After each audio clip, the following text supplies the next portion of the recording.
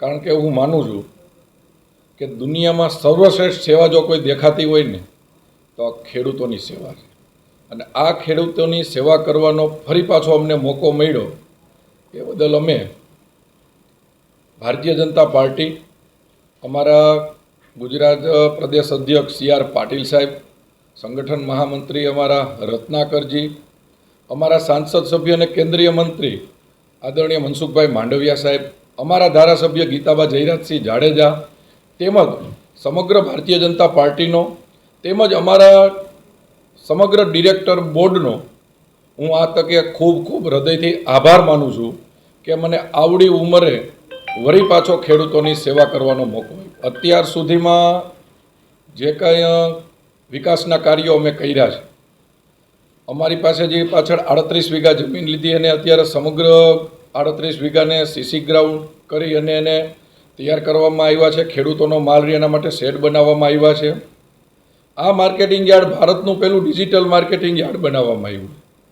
અહીંયા સેનિટેશનની વ્યવસ્થા કમ્પ્લીટ ઊભી કરવામાં આવી છે.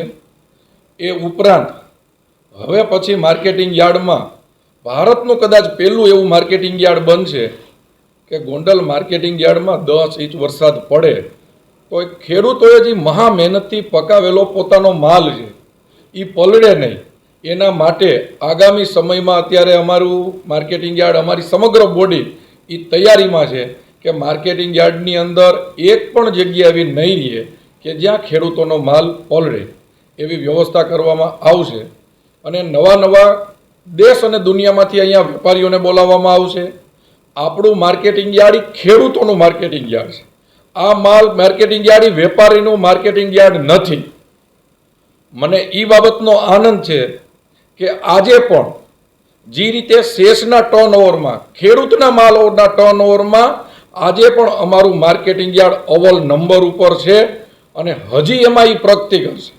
અમારા માર્કેટિંગ યાર્ડમાં ક્યારેય પણ એવો પ્રયત્ન નહીં થાય કે માર્કેટિંગ યાર્ડમાં કોઈ વેપાર ઊભો થાય અને ખેડૂતોની વાતને અમે સાઇડલાઇન મૂકી. આ માર્કેટિંગ યાર્ડ ખેડૂતોનું છે અને એટલા જ માટે સૌરાષ્ટ્રના તમામ ખેડૂતોને પોતાનો માલ વેચવા માટે એની પહેલી પસંદગી ગોંડલ માર્કેટિંગ યાર્ડ હોય છે. અને હજી અમારે એવા પ્રયત્નો હશે કે સૌરાષ્ટ્રના ખેડૂતો અહીંયા માલ વેચવા આવે અને અહીંયા હસતા હસતા જાય. કારણ કે અમારો ઉદ્દેશ એ છે કે સૌરાષ્ટ્રના ખેડૂતો હોય કે ગુજરાતના ખેડૂતો હોય, ખેડૂતી આપણા ભગવાન છે ને અહીંથી ભગવાન હસતા હસતા જાય ને એનો અમને ખૂબ આનંદ છે. આમ તો ગોંડલમાં વિરોધ પક્ષ નથી, કારણ કે મને ખૂબ કહેતા આનંદ થાય છે કે હું ભારતીય જનતા પાર્ટીનો કાર્યકર્તા છું અને સમગ્ર ગુજરાતની અંદર જો કોઈ કોંગ્રેસ મુક્ત કે પ્રજાએ જેને લોકશાહીમાં જાકારો આપ્યો હોય ને એવું જો કોઈ સેન્ટર હોય ને તો આ ગોંડલ છે. અહીંયા એક પણ મેન્ડેટ ઉપર કોંગ્રેસનો એક પણ માણસ છૂટાતો નથી. એનો મતલબ એ છે કે એને પ્રજા જાકારો આપે છે. અને જો અહીંયા પ્રજા જાકારો ન આપતી હોય તો આ ગોંડલ માર્કેટિંગ યાર્ડ ઉત્તરોત્તર પ્રગતિ ન કરતું હોય. છેલ્લા 5 વર્ષમાં અમારા માર્કેટિંગ યાર્ડે જે પ્રગતિ કરી છે, છેલ્લા દર વર્ષે અમે 2.5-3 કરોડ શેષમાં અમે આગળ વધતા જઈએ છીએ. આ વર્ષે પણ અમારી જેટલી શેષ હતી એમાં અમે 2.5-3 કરોડ રૂપિયા અપ આવ્યા છે. અમે માઇનસ નથી ગયા. અને જો અમે માઇનસ ગયા હોય તો એનો મતલબ એવો થયો ખેડૂતો અમારાથી નારાજ થયા છે. આ માર્કેટિંગ યાર્ડ છે ને એ અમે જ્યારે હું ચૂંટાડું ત્યારે પણ કીધું હતું, આ માર્કેટિંગ યાર્ડ અમારા માટે તીર્થ સ્થાન છે. અમારે ક્યાંય હરિદ્વાર જવાની જરૂરિયાત નથી.